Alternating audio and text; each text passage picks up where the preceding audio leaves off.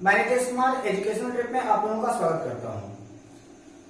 दोस्तों, अभी तक हम लोग उत्तर प्रदेश विशेष के बारे में हम लोग देख रहे थे और उसके बारे में हमने कई सारी चीजों को हमने जाना था अपने पहले वीडियो में भी और अपने दूसरे वीडियो में भी।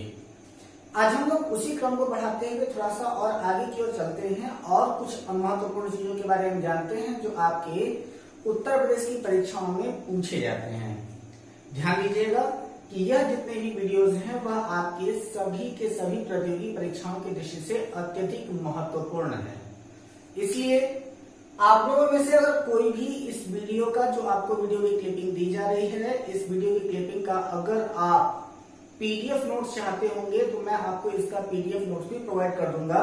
लेकिन इस पीडीएफ नोट्स के लिए आपको एक छोटा सा काम करना होगा। आपको हमारे इस चैनल को सब्सक्रिप्शन की फोटो हमको सेंड करनी होगी हमारे पर्सनल नंबर पर, जिसके बाद हम ये देख सकते हैं कि आपने अगर सब्सक्राइब किया होगा तो मैं आपको उसका पर्सनल पीडीएफ नोट्स आपको मैं सेंड कर दूंगा। तो चलिए मैं आगे चलता हूं, आपके इस टॉपिक को कंटिन्यू करता हूं। अब हम बात करते हैं आपके उत्तर प्रदेश विशेष में आपके जो महत्वपूर्ण वन्यजीव विहार हैं उनके बारे में हम लोग बात करते हैं। तो वन्यजीव विहारों में अगर हम देखें तो सबसे पहला नाम आता है आपके चंद्रप्रभा वन्यजीव अभयारण्य का, जो चंदौली में है। काफी दिनों तक ये वाराणसी के नाम से विख्यात था, यानी कि वाराणसी का आपका ये वन्यजीव अभयारण्य माना जा रहा था। तो ये जो आपका चंद्रप्रभा वन्यजीव विहार है वह हमारे उत्तर प्रदेश का सबसे पहला वन्यजीव विहार भी है। ठीक है, इसके बाद है आपका कतरकिया घाट, और यह जो आपका कतरकिया घाट है वह कहां पर है? तो कतरकिया घाट है आपके बहराइच में। इसके बाद है आपका दुधवा राष्ट्रीय उद्यान, ये कहां पर पड़ता है? आपका कई बार का पूछा गया प्रश्न है ये। तो दुधवा कहां पड़ता है? तो दुधवा राष्ट्रीय उद्यान पड़ता है आपके लखीमपुर खीरी में। इसके बाद फिर महावीर स्वामी आपका वन्यजीव विहार कहां पर है? तो महावीर स्वामी वन्यजीव विहार जो है वो आपके ललितपुर में है, जो उत्तर प्रदेश का सबसे छोटा वन्यजीव विहार भी है। ठीक है, इसके पश्चात है आपका हस्तिनापुर। तो हस्तिनापुर कहाँ है? आपका मेरठ, जो कि मुजफ्फरपुर में है, और यह हमारे उत्तर प्रदेश का सबसे बड़ा भी है। ठीक है, तो हस्तिनापुर जो आपका वन्यजीव विहार है वो हमारे उत्तर प्रदेश का सबसे बड़ा वन्यजीव विहार है, जो कि आपके मेरठ मुजफ्फरपुर में है। कछुआ एवं वन्यजीव विहार जो आपका कहां पर है? जो आपका कछुआ एवं घड़ियाल है ये, लेकिन कई जगहों पर से इसको कछुआ के ही नाम से पूछा है। तो ये क्या है आपका? कछुआ एवं घड़ियाल वन्यजीव विहार जो है वो आपका कहां पर है? तो वो है आपका वाराणसी में। अगला है आपका कैमूर। तो कैमूर का जो क्षेत्र होता है वो कैमूर का क्षेत्र कहां पर पड़ता है? तो कैमूर आपका मिर्जापुर का कुछ क्षेत्र पड़ता है और साथ ही साथ आपका सोनभद्र का कुछ क्षेत्र पड़ता है। और यह जो आपका कैमूर वन प्रदेश है वह कैमूर का वन प्रदेश आपका संरक्षित किया गया है काले हिरण के लिए। ठीक है, वह कहां पर पड़ता है? तो कैमूर आपका पड़ता है आपके मिर्जापुर में। ठीक है, अब हम लोग अगर पश्चिम बिहार की बात करें तो पश्चिम बिहार हमारे उत्तर प्रदेश में 13 है, जिनमें से जो सबसे ज्यादा पूछे जाते हैं, जो सबसे ज्यादा महत्वपूर्ण है, उनके बारे में हम लोग बात करें तो सबसे पहले है आपका नवाबगंज पश्चिम बिहार, जो कि अब शहीद चंद्रशेखर आजाद पश्चिम बिहार के नाम से जाना जाता है। यह उन्नाव में है, जो उत्तर प्रदेश का पहला पश्चिम बिहार है।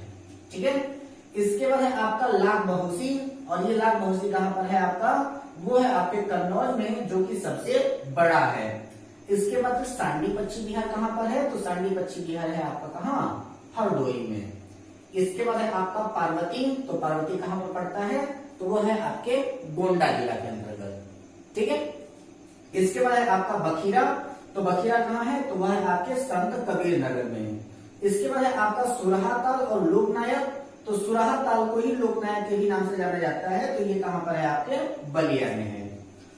अब हमारे उत्तर प्रदेश के विशेष में हम लोग देखते क्या है कि कुछ प्रमुख जनजातियों के बारे में, जिसके बारे में प्रश्न पूछा जाता है। ठीक है, तो वो आपका क्या है? सबसे पहले है आपकी जनजातियों में पहला नाम हम जो लेते हैं किसका? सहरिया का। तो सहरिया कहां पर पड़ता है? तो सहरिया जनजाति सबसे ज्यादा पाई जाती है आपके ललितपुर में। इसके बाद फिर खरवार कहां पाए जाते हैं? तो खरवार जो है वो सबसे ज्यादा पाए जाते हैं आपके मिर्जापुर में, जिनका प्रसिद्ध नृत्य जो है वो आपका कर्मा नृत्य है। और आप लोग देखेंगे कि जो आपका मिर्जापुर है उसी मिर्जापुर के अंतर्गत एक कर्मा भी पड़ता है, कर्मा ब्लॉक।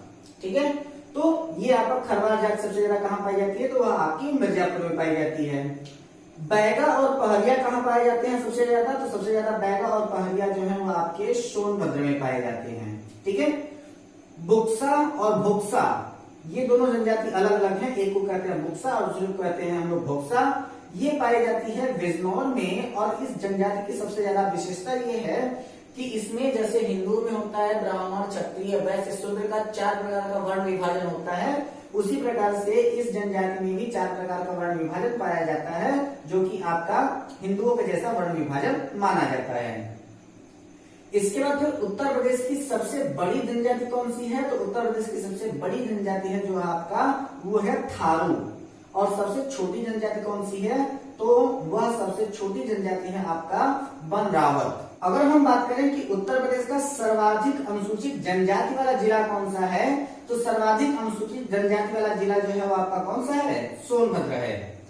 एक इंपॉर्टेंट बात यह रहती है कि जो आपकी थारू जनजाति वाले हैं, वह थारू जनजाति वाले जो आपकी दिवाली है, इस दिवाली को उत्साह के पर्व के रूप नहीं बल्कि शोक के पर्व के रूप में मनाते हैं। यही बहुत ज्यादा इंपॉर्टेंट क्वेश्चन है कि जो आपकी थारू जनजाति वाले लोग हैं वो दिवाली को शोक के पर्व के रूप में मनाते हैं। अगर हम बात करें उत्तर प्रदेश के मेले की, तो आपका देवा सरीख मेला जो है वो आपका कहां पर लगता है? तो देवा सरीख मेला है आपके बाराबंकी में। सैयद सालार मेला कहां पर है? तो सैयद सालार मेला लगता है आपके बहराइच में। देवी पाटन मेला कहां पर लगता है? तो देवी पाटन मेला लगता है कहां पर? आपके बलरामपुर में। ठीक है। इसके बाद है आपका शाकंभरी देवी मेला कहां लगता है? तो शाकंभरी देवी मेला लगता है कहां पर? सहारनपुर में। कैलाश मेला कहां लगता है? तो कैलाश मेला लगता है आपके आगरा में। झूला मेला कहां लगता है? तो झूला मेला लगता है आपके अयोध्या में। महावीर मेला कहां लगता है? तो महावीर मेला प्रसिद्ध है कहां का? आपके लखनऊ का। हरिदास मेला कहां लगता है? तो वहां पर आपके वृंदावन में जो है वो आपका हरिदास मेला लगता है। बटेश्वर मेला कहां लगता है? तो बटेश्वर मेला को भी गणगौर मेला के भी नाम से जाना जाता है, और ये लगता है कहां पर? आगरा में। नौचंदी मेला कहां लगता है? तो नौचंदी मेला लगता है आपके मेरठ में। कालिंजर मेला कहां लगता है? तो कालिंजर मेला लगता है आपके बागा में। और रामनगर मेला लगता है आपके वाराणसी में। ठीक है।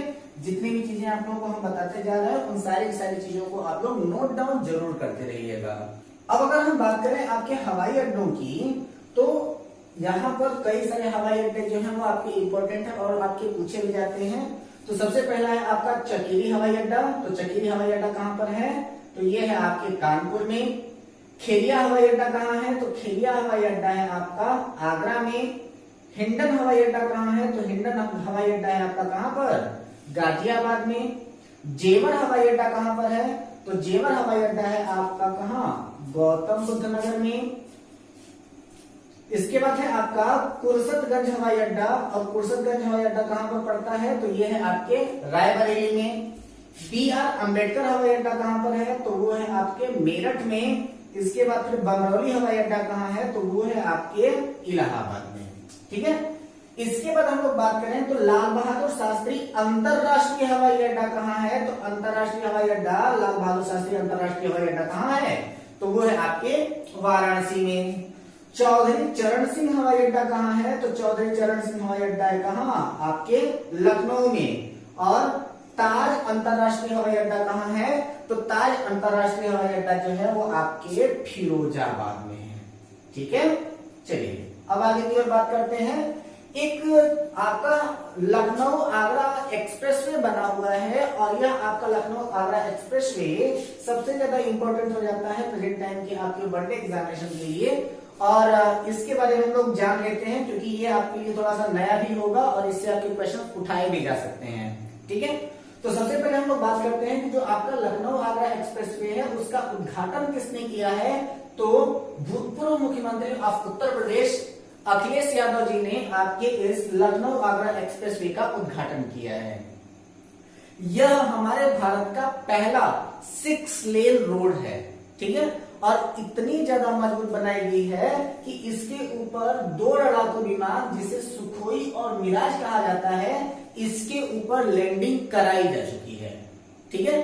यानी कि जो आपका लखनऊ आगरा एक्सप्रेसवे है उसके ऊपर सुखोई और मिराज नाम के दो लड़ाकू विमानों की इसके ऊपर सफल लैंडिंग कराई गई थी। ठीक है, और इसी आपके लखनऊ आगरा एक्सप्रेसवे पर 3.3 किलोमीटर लंबी हवाई पट्टी बनी हुई है, जिससे एक साथ 8 विमान जो है वो आपके उड़ान भर सकते हैं। ठीक है, ऐसा माना जाता है कि ये जो आपका लखनऊ आगरा एक्सप्रेसवे है इसको कई प्रकार की दृष्टि से बनाया गया कि अगर मान लीजिए कि कभी हमारे यहाँ युद्ध की स्थिति पैदा हो गई तो पाकिस्तान के बॉर्डर से अगर हमारे जितने लड़ाकू विमान हैं अगर वहां से वो उड़ान भरते हैं तो उनको ज्यादा नुकसान पहुंच सकता है, लेकिन अगर वो उत्तर प्रदेश से उड़ान भर करके अगर पाकिस्तान की साइड में जाते हैं या फिर चीन के साइड में जाते हैं तो इनके पास एयर ट्रिप होने का ज्यादा से ज्यादा मौका रहेगा और वो दुश्मन के जितने भी आपके जंगी जहाज हैं उनके रडार से आसानी से बच सकते हैं। तो अगर उस समय अगर हमारी सेना थोड़ी सी कमजोर हो रही होगी तो उस समय हमारे यहाँ उत्तर प्रदेश से यहाँ पर से जब वो सारे के सारे जितने भी हमारे लड़ाकू विमान हैं अगर वो जाते हैं तो वो आसानी से कवर कर लेते हैं और एक ही सेकंड में हमारी लड़ाई जो है वो बदल सकती है। तो ये जो आपका लखनऊ आगरा एक्सप्रेसवे है इसके ऊपर सुखोई और मिराज जैसे लड़ाकू विमान की लैंडिंग सफल लैंडिंग कराई जा चुकी है और इस पर 3.3 किलोमीटर लंबी हवाई पट्टी बनी है जिस पर एक साथ 8 विमानों को उड़ान भराया जा सकता है। ठीक है, यह जो आपका लखनऊ आगरा एक्सप्रेसवे है वह आगरा से शुरू होकर के फिरोजाबाद, मैनपुरी, इटावा, औरैया, कन्नौज, हरदोई, कानपुर, उन्नाव से होते हुए ये लखनऊ जाता है। ठीक है, इसी एक्सप्रेसवे पर देश के पहले एयर स्ट्रिप का भी निर्माण कराया गया है। ठीक है, तो यह भी क्वेश्चन पूछा जा सकता है कि देश का पहला एयर स्ट्रिप जो है वो किस सड़क पर बना है, तो वो बना है आपके लखनऊ आगरा एक्सप्रेस वे पर। यह देश का सबसे लंबा 6 लेन एक्सप्रेसवे है। ठीक है, तो जो आपका लखनऊ आगरा एक्सप्रेसवे है वह 4 लेन नहीं सीधे सीधे 6 लेन है। इसकी लंबाई जो है वो 302 किलोमीटर है और यह 23 महीने में ही बनकर के तैयार हो गया था। ठीक है, यह जो आपका एक्सप्रेसवे है वो एडवांस ट्रैफिक मैनेजमेंट सिस्टम से लैस है। ठीक है, जो प्रेजेंट टाइम का आपका एडवांस ट्रैफिक सिस्टम है तो यह जो आपका एक्सप्रेसवे है यह expressway advance traffic management system से लैस है। अगर हम बात करें कि सर्वाधिक लिंगानुपात वाला जिला कौन सा है तो सबसे अधिक लिंगानुपात वाला जिला है आपका जौनपुर। सबसे कम लिंगानुपात वाला जिला कौन सा है तो सबसे कम लिंगानुपात वाला जिला है आपका गौतम बुद्ध नगर। और सर्वाधिक साक्षरता वाला जिला कौन सा है तो सबसे अधिक साक्षरता वाला जिला है आपका गौतम बुद्ध नगर। न्यूनतम साक्षरता दर वाला जिला कौन सा है तो वो है आपका श्रावस्ती। ठीक है, तो दोस्तों हम आशा करते हैं आपको हमारी ये वीडियो पसंद आई होगी। अगर आपको हमारी ये वीडियो पसंद आई हो तो हमारे इस वीडियो को लाइक करें, अपनी राय हमारे कमेंट बॉक्स में दें। अगर अब तक भी अगर आपने हमारे चैनल को सब्सक्राइब नहीं किया है तो प्लीज हमारी इस मेहनत को देखें कि हम कहां से आपके लिए कंटेंट लेकर के आते हैं।